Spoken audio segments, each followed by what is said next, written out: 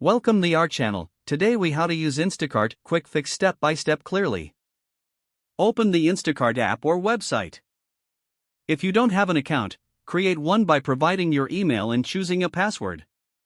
Once logged in, enter your zip code to find available stores in your area. Browse through the list of available grocery stores and select one. You can also search for specific items using the search bar at the top. Add items to your cart by clicking on the plus icon next to each product. Adjust the quantity of any item by selecting the quantity box before adding to the cart.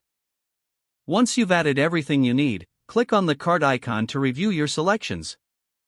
Make any necessary adjustments, like removing items or changing quantities. When ready, click on the checkout button. Choose your preferred delivery or pickup time. If delivery, enter your delivery address if prompted. Select your payment method and enter your payment details. Review your order summary for accuracy before finalizing your purchase. Click on the Place Order button to complete your order. You will receive notifications regarding your order status as it's being processed. Once your order is on the way, track its. Enjoy your groceries delivered right to your door or prepared for pickup. If the page does not load, refresh the browser or try again in a private or incognito window. Make sure you are using the correct email address, then retype it carefully to avoid small typos.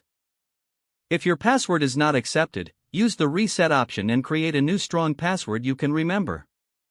Check your spam folder for verification or security emails, then complete any requested confirmation steps.